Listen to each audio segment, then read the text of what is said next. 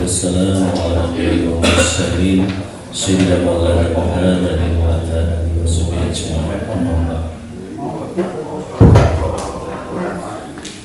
Yang terhormat Bapak Kepala Dinas Pemberdayaan Masyarakat Desa Kabupaten Pekalongan, Bapak Agus Dwi Nugroho SSTP MAP. Yang saya hormati Bapak Didi Hirtanto SSTP MN dari Inspektorat Kabupaten Pekalongan. Yang saya hormati Bapak Mustafa SHAP. Tidak lupa teman-teman dari kelembagaan Bumdesma Lestari Mandiri Kajen Kabupaten Pekalongan, Ibu Titi, Ketua Penasihat, dan Bapak Ibu Kepala Desa dan Lurah Sekecamatan Kajen selaku anggota sama-sama mengikuti rangkaian kegiatan studi tiru dalam rangka mengembangkan keberadaan Bumdesma Lestari Mandiri Kajen di Kecamatan Kajen untuk berkembang lebih. Bumdesma Lestari Mandiri Kajen merupakan SPMPM Mandiri Kajen dari program tahun 2007.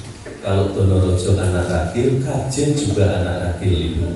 Jadi yang lain sudah melaksanakan, Kajen baru melaksanakan di tahun 2007 dalam bentuk PPK, Program Pengembangan Kecamatan, sampai 2008. Kemudian sejak 2008 sampai 2014 berganti nama menjadi PNPM Mandiri Perdesaan dan Pasca Program tahun 2014. Transformasi yang begitu panjang baru di tanggal 12 Juli 2023 Bumdesma Lestari Mandiri Kajen mendapatkan badan hukum dalam kegiatan perekonomiannya. Dan kemudian untuk Bumdesma Lestari Mandiri Kajen, alhamdulillah untuk saat ini di tahun 2007 dimulai dengan penyerapan dana BPK hibah untuk simpan pinjam untuk 5 kemarin laporan triwulan itu mencapai 7.867 juta. Jadi kita sudah punya aset 7,8 juta, hampir 8 miliar. Sorry, 7.857 juta, hampir hampir 8 miliar. Mohon maaf. Kemudian saat ini kami memang badan hukum kami ada LKD, jadi Lembaga Keuangan Desa, dan masih ada dimungkinkan untuk membuka unit baru dengan analisis yang baik atau analisis yang jelas. Oleh karena itu pada hari ini kita studi tiru, barangkali nanti ada pemahaman tentang manajemen pengelolaan di unit baru yang bisa kita kembangkan, yang apabila itu memungkinkan profit, karena mau tidak mau sekarang kita lembaga keuangan harus profit atau harus menguntungkan. Jadi Bapak dan Ibu, itu sedikit untuk kaitannya dengan Bumdesma Lestari Mandiri Kajen yang ada di Kecamatan Kajen Kabupaten Pekalongan. Kemudian mohon kepada Ibu ini saya perkenalkan saja teman-teman Dewan Penasihat. Kemudian di pelaksanaan operasional saya sendiri diberi amanah untuk menjadi direktur utama Pak Isa Kesehatan Masyarakat. Bukan sarjana ekonomi Pak Pur. Bu Susiatun, manajer keuangan dan bendahara. Itulah Susiatun sarjana pendidikan. Ini berlima bersama-sama mengelola. Oh, kemudian tim verifikasi. Ada satu Mas Berji hari ini tidak bisa hadir. Demikian untuk pengantar diskusi kita pada malam hari ini. Dan Ketua Pak Gusbin Bapak yang kami hormati Dewan Pengawas Bumdesma Lestari Mandiri Kajen. Direktur utama Pak Iksan dan seluruh jajarannya, tidak usah kami sebutkan, mesti disebutkan segenap penasehat, ini kawan-kawan saya kepala desa, terus dodar gitu. Nanti ngantuk ya, biasanya penyakit penasehat itu biasa di luar masalahnya, yang perlu kita luruskan. Bumdesma ini salah satu pilar ekonomi yang ada di masyarakat. Artinya salah satu keunikan juga unit usaha yang kolaboratif antara pemerintah dengan masyarakat, intinya di sini. Sehingga dengan adanya pilar ekonomi seperti ini, harapannya bahwa masyarakat itu bisa lebih meningkat. Eksistensi masyarakat yang kita utamakan. Bagaimana niat kita, misi kita memberikan Bumdes atau Bumdesma adalah bagaimana kita bisa yang menggerakkan roda ekonomi di masyarakat. Ini niat kita seperti itu. Kemudian di Kabupaten Pekalongan itu kita ada 272 desa. Kemudian kecamatannya ada 19. Bumdes dan Bumdesma yang kita miliki itu ada 196. Tetapi dari Bumdes 196 itu kita masih banyak yang perlu kita identifikasi kembali, kita tata kembali lah. Bagaimana pengayaan potensi desanya. Kita nggak ingin bahwa Bumdes atau Bumdesma ini didirikan hanya untuk euforia saja. Sehingga kita intent dalam pendampingan dan evaluasinya, termasuk bagaimana kita menggandeng BPKP untuk kaitan tata kelola pelaporan keuangan Bumdes. Ini kita gandeng. Kita mencoba bagaimana transparansi penggunaan operasional Bumdes itu benar-benar bisa dipertanggungjawabkan kepada masyarakat. Jadi kita mencoba kita gandeng dengan BPKP dan ke depan akan kita lebih tingkatkan lagi. Kita juga akan mencoba bagaimana membuat skema laporan pertanggungjawaban Bumdes yang bisa diakses oleh masyarakat. Sehingga tidak ada pertanyaan Bumdes orang tahu laporan pertanggungjawaban dan sebagainya. Tapi memang di Kabupaten Pekalongan kita klaster. Ada yang memang sudah maju, ada yang memang perlu kita lebih lakukan pendampingan lagi. Yang paling penting adalah dalam pengelolaannya kita transparan, akuntabel, sehingga masyarakat itu semakin bisa menikmati manfaat dari Bumdes atau Bumdes. Kalau kaitannya dengan transformasi XPNPM yang dari Bumdesma, kita masih kurang 3 dari 11. Kita masih kurang 3. Harapannya di tahun ini kita selesai.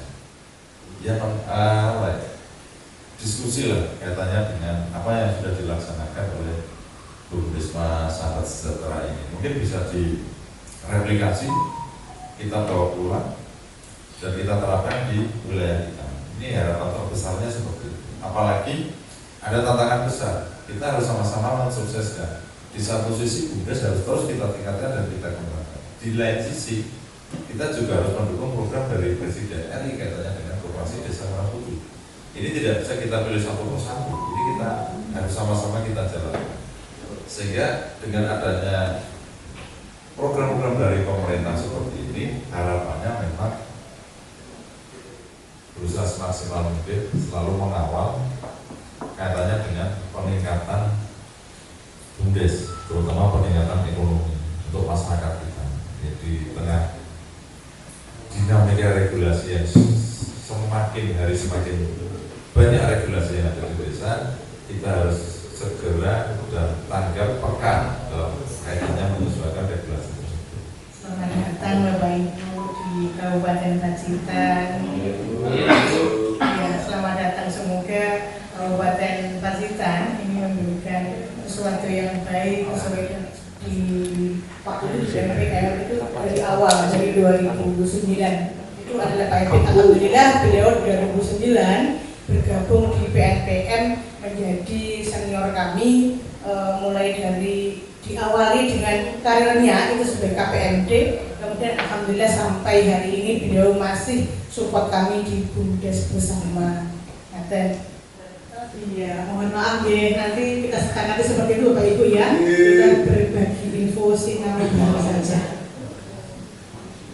Mengawali kegiatan pada malam hari ini Bapak Ibu, mohon izin Pak Kadis untuk menyampaikan sesuatu, tapi ini mohon tolong jangan dinilai dari apa ya nominal harganya, karena penjaringan betul personal apa takaran nilainya, karena yang personal ini adalah Pak Epit, ahlinya perakitan.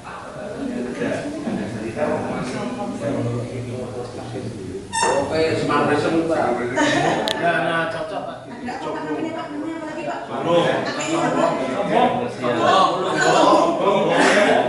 Tidur di bulan. Ada lagi apa Mas namanya yang viral? Namanya apa? Pemikat itu apa? Ya, ketika penjaringan nanti penasaran dengan yang namanya adik, saya menghadirkan pesannya. Pak ya. Ambil nanti Pak. Ya, untuk yang lainnya nanti ya Bapak Ibu ya. Kita sudah berbagi dari Pak Kepala Desa memang menghendaki untuk pendidikan layanan kami ini adalah masih SPP, masih kelompok. Iya, belum personal, belum individu itu belum. Tapi di tempat kecamatan teman-teman kami itu ada 3 kecamatan yang sudah juga mendirikan PT LKM. Ada pengawas juga sama seperti di Bundesma Lestari Mandiri juga. Masih ada sekretaris bendahara. Kemudian unit kami ada 2, unit JPF dan Dangan. Pada Gilang ada 2, ATK peralatan kantor dan Saprodi. Kalau peternakan itu kami hanya kecil-kecilan masih kecil, bibit, lele, masih sesuai dengan requestnya. Iya, lanjut Mas.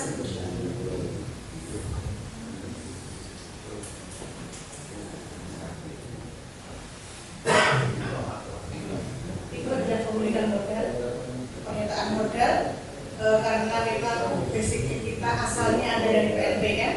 Ini adalah warisan dari PNBM yang atas, dan yang di bawah ini adalah penyertaan modal desa. Di tahun 2022 itu desa melakukan penyertaan modal 60 juta. Kami sebut karena memang belum tahu kan, belum mengetahui apa sih sebenarnya vaksin merah putih dan seperti itu. Nah, ketika untuk masuk kan mulai dari menghapus pulpen sampai dengan yang kecuali komputer ya, kalau komputer laptop itu kami belum. Biasanya kami memberikan pelayanan fasilitas kepada pembeli itu untuk diantar. Jadi biasanya Pak Sekdes itu nih, Mbak langsung kirim, biasanya anak keluar kesini melakukan sekalian. Tapi sampai box itu sampai itu meskipun ukuran cepat, tapi bayar biasa kalau bawang merah itu alhamdulillah sampai hari ini lancar juga karena delalah apa ya? Dilalah itu pas panen, pas harga berambang, harga bawang aja bagus. Iya, jadi petani senang gitu ya. Iya, petani itu didampingi mulai dari pengadaan bibit, kemudian dibantu juga pupuk, obat-obatan, sampai dengan tata kelola tanaman, pemeliharaan sampai dengan panen.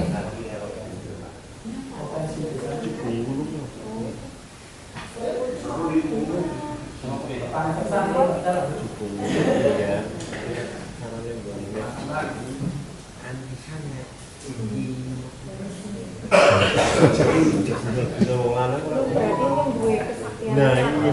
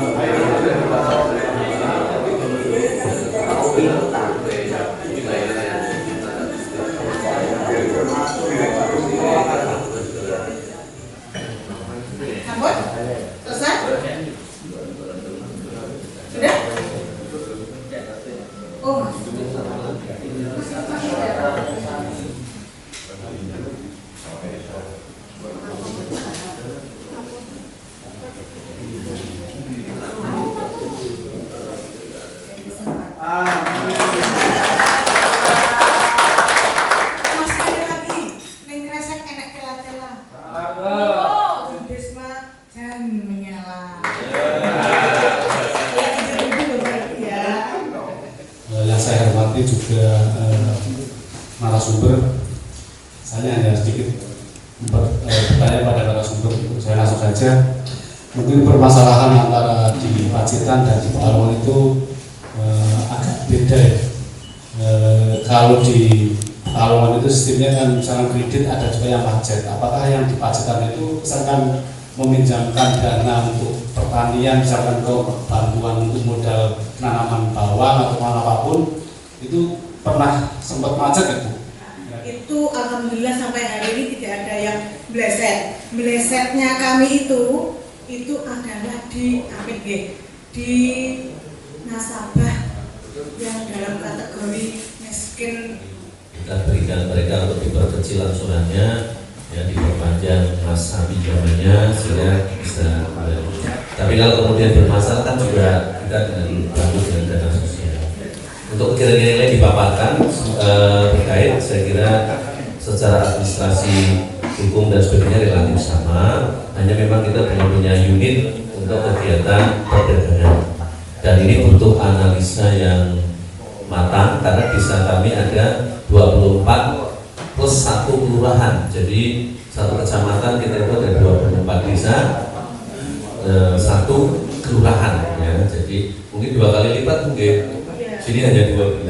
Jadi kalau dulu kita studi banding di Gunung Kidul, satu kecamatan malah hanya 6 desa. Dengan jumlah anggaran yang sama dibagi 6 desa. Maka kalau kita ngejar per desa tidak bisa, Pak. Jadi kita hanya melongo saja dengan anggaran 3 miliar hanya 6 desa, sementara kita 3 miliar untuk 25 desa dan kelurahan dulu seperti itu. Jadi berbeda-beda. Kemudian untuk kegiatan yang lain sama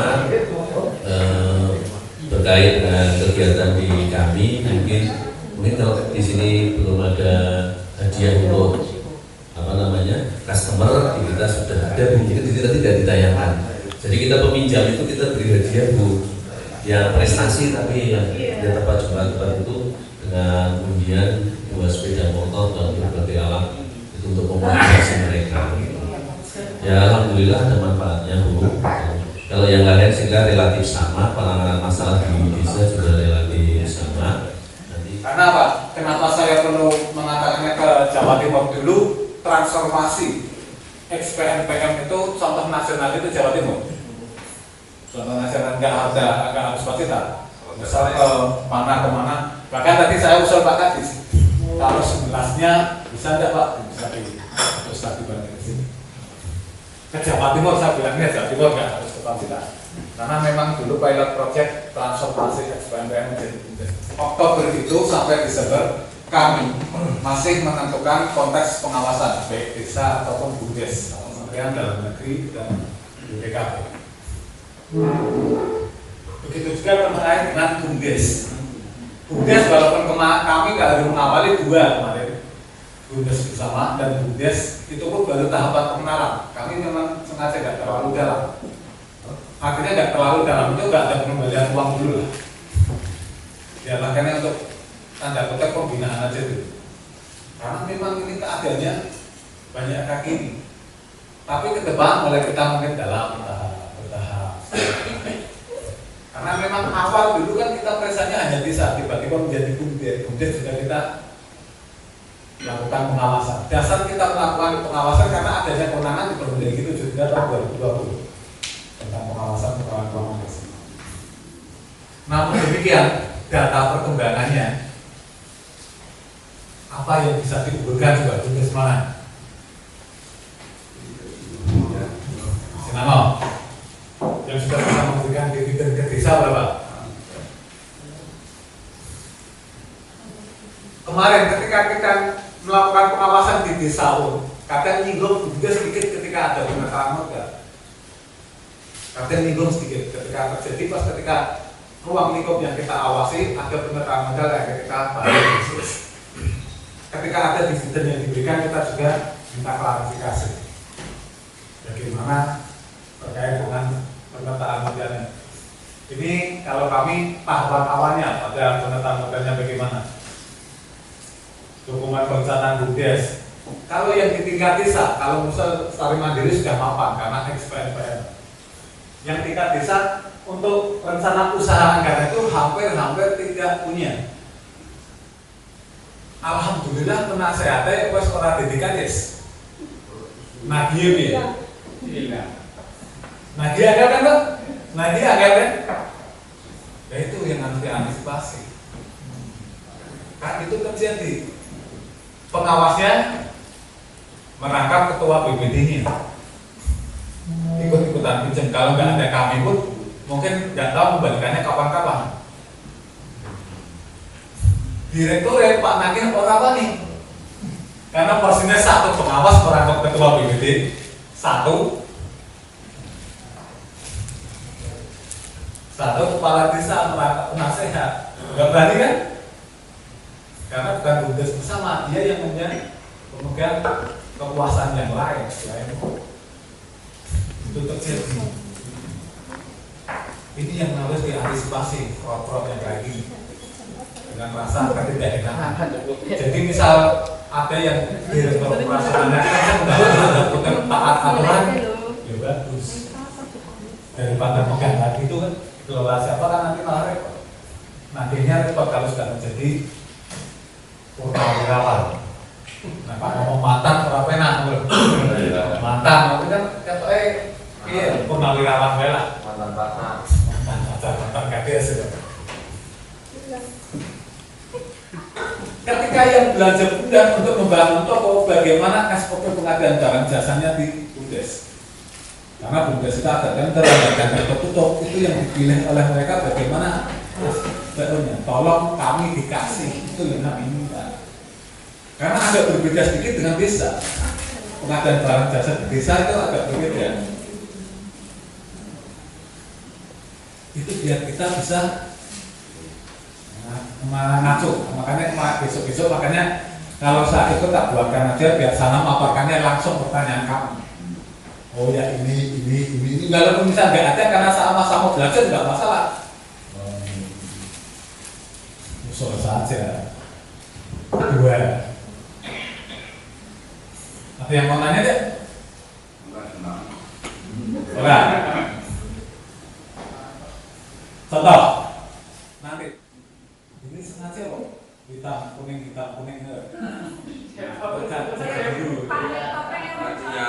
laptopnya sekarang alhamdulillah bukan sayanya sayanya error kan saya takutnya ini sudah menunjukkan mata-mata para penasehat sama takutnya itu sama tanah terkait untuk pembuatan tandon air dari mana. Memang di situ tempatnya itu memang di pegunungan. Di situ dihargai 15 juta hanya untuk menampung tandon air saja. Karena ketika saya tidak mampu membeli di situ berarti mata air yang melintasi di pertanahan tersebut tidak berarti. Tapi secara harga itu melebihi dari standar harga yang NJP-nya itu terlalu tinggi. Kisaran di angka 10 meter itu minta dia 15 juta. Apakah harga tersebut masih tertolong saja? Terima kasih. Ketika tidak tepat kami masih membiarkan. Artinya gini, kadang untuk menilai kalau di BPKT itu ada namanya penilai pemerintah. Memang dia yang menentukan batas standar yang ditanyakan, kewajaran untuk nilai sekian karena kan akan membandingkan lingkungan sekitar. Jadi untuk wajar dan tidak itu kita harus orientasi lapangan dulu, jadi baru bisa menentukan. Tidak salah langsung wajar. Orientasi di situ berapa? Lalu disimpulkan karena dan juga mungkin ada asas manfaat yang bisa menyimpulkan tadi lokasi dan kewenangannya sebenarnya kewenangan appraisal atau penilai pemerintah, bukan kewenangan kami untuk menentukan kewajaran harga. Kalau kami dalam konteks kan kewenangan kami di pengawasan. Kalau konteks kami dalam pengawasan selama jenengan kita uji di situ, ketika analisis kita uji tidak ada fraud tadi, nggak masalah. Karena seringnya, mohon maaf, sering pengadaan tanah kemarin katakan ada yang mau ganti tahun, pernah terjadi di Kabupaten kami. Secara peraturan yang dibuat undang-undangnya, sekarang maklar kan dilindungi Pak, itu hak makar persentasenya yang seberapa yang batas kewajaran yang dibutuhkan? Ketika misal tadi yang saya contohkan ke Pak Mustafa tadi, misalnya Pak Mustafa terimanya saya 250, memang mengaku harga 200, Pak Mustafa baru memberi maklar Pak Ketua 2,5%, katakanlah 10 juta. Ini konteks pengadaan tanah. Iya Pak. Kalau pengadaan tanah di negara apa ya? Iya. Ada tentunya nggak mengatur tadi maklarisasi tidak. Makanya langsung appraisal itu berapa? Yang menentukan nilai appraisal sekian. Makanya pakainya appraisal tadi. Ini nilainya sekian. Jadi kita mempunyai atas dasar appraisal itu lebih murah ya sokol. Tapi ada batasan nilai yang dibuat oleh appraisal, bukan harga pasarnya. Tapi biasanya appraisal pasti memperhitungkan harga pasar setempat. Pasti memperhitungkan. Di PP-nya sudah ada untuk itu. Kalau sebelum itu tahun 2000 berapa itu 2011, betul-betul masih menggunakan NJOE. Tapi sekarang menggunakan appraisal. Awal-awal muncul BUMDes. Masih ada Pak? 15.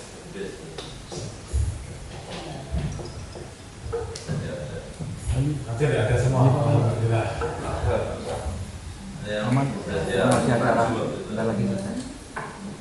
Karena saya pernah meriksa salah satu BUMDes di Kajen. Tak tanya pengurusnya itu PNS. Ya bukan berarti Pak Iksan ya. Walaupun Pak Iksan sama PNS ya. Itu Pak Iksan gitu. Direkturnya itu PNS pegawai Pemda Kabupaten Pekalongan. Kalau Pak Iksan kan sekarang Pemprov. Karena SMA. Saat itu kan Pemda berarti. Saat itu. Sudah berlaku dari 2023. Sudah berlaku dari 2023. Ternyata direkturnya itu juga nggak paham, apalagi membuat tadi akuntabilitasnya tidak, yang membuat malah kardesnya. Ada makanya kata BUMDes itu takutnya disalahgunakan kayak gitu oleh beberapa orang yang di tingkat desa. Kalau bersama kan ada itu apa-apanya karena yang banyak. Tapi kalau yang di tingkat desa kan itu ada sama penasehat, barang-barang.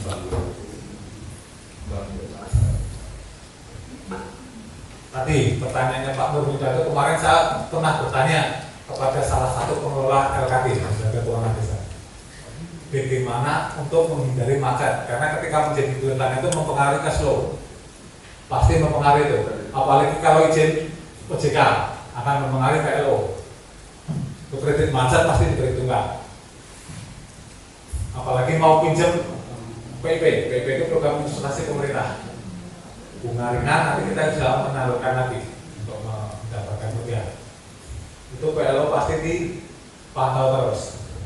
Pak Kadis juga memahami kalau di Kajen ada tanggung renteng Pak. Jadi di desa itu ada kemacetan, tapi tanggung renteng beliau Bapak Kepala Desa ini menanggung 5% atau belajar ya 5% dari honorarium kinerjanya untuk tanggung renteng menangani kelompok yang bermasalah. Jadi Pak Kadis itu juga ikut nyamur Pak. Pak, sebelum Pak Didi menyampaikan kita sudah melaksanakan. Kita sudah itu. Kemudian ada rescheduling Pak. Jadi saya sampaikan tadi rescheduling kalau sisa pinjaman tinggal 2 juta dan kita bagi menjadi 12 lagi tanpa bunga apabila itu memang kondisinya miskin. Bahkan kalau miskin absolut kita juga menggunakan dana sosial dalam rangka untuk melunaskan. Jadi kita sudah menggunakan mekanisme tersebut untuk mengurangi tunggaan ini agar kita sehat. Jadi kemudian untuk SOP, Pak Insya Allah untuk di BUMDes Tani Mandiri Kajen pengadaan barang kita sudah buat SOP-nya. Jadi sudah ada aturan mainnya Pak, dan kita mengikuti aturan main yang ada di Permendes 136, termasuk bulan April kita sudah migrasi data ke sistem manajemen operasi keuangan yang 136. Jadi khusus laporan keuangan kalau yang pengadaan barang nomor 3 juga harus mengatur. Jadi kita sudah migrasi ke sana dan data itu dari data tahun 2007 Pak. Sehingga kelompok kami nanti ada 300 lebih, 312 atau berapa Mbak Ajar ya? Kenapa? Karena kalau transport peserta itu dulu juga dibantu oleh haknya Bapak Kepala Desa yang diterima per tahun, karena sekarang itu sudah per bulan, sehingga tabungannya kadang-kadang mohon maaf mungkin tidak mencukupi untuk mensubsidi transport, kemungkinan besar itu akan dibebankan pada operasional BUMDes, sehingga nanti mungkin kalau transportnya 300 kali 75 itu sudah 22,5 juta. Padahal kemarin kalau kita MAD hanya dengan biaya 15 sampai 16 juta karena transport dari kami hanya 50.000, nanti disubsidi dari transport yang haknya Bapak Ibu Kepala Desa. Ini mohon kami sampaikan sebelumnya barangkali menjadi wacana nanti, jadi jangan kok MAD sekarang biayanya banyak karena transport memang kemarin sudah berapa Mbak Anjar? 250. Nah, ini kalau 250 saja sudah berapa Pak? Dan kemarin dari perwakilan BPD juga sudah menyoroti minta tambahan. Jadi asumsi kami 300. Dan kalau 300 itu kan sudah 22,5 juta. Nah ini sudah saya sampaikan sejak awal. Barangkali nanti Bapak Ibu bisa memahami dulu kok sekarang memang biayanya besar. Bukan apa-apa kan memang untuk transport peserta MAD.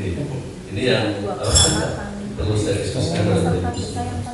Oke, Bapak dan Ibu, memang tak ada gading yang tak retak. Jadi semua kegiatan pasti ada plus minusnya.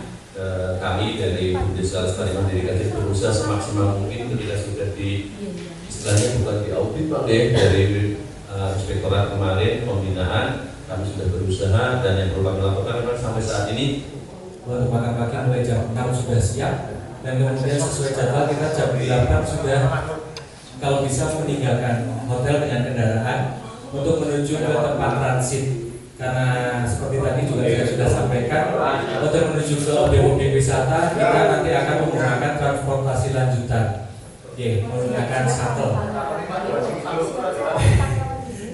Kalau itu saya nanti tetap menyesuaikan, harus. Apa namanya? Kalau memang nanti ada kemunduran waktu, berarti ada efek di program berikutnya. Mohon maaf, nanti kita menyesuaikan dan saling memahami satu dengan yang lainnya. Biasanya kalau memang nanti mundur, makan siang akan mundur dan kemudian program berikutnya. Tetapi karena Sungai Coklat itu memang lebih nyaman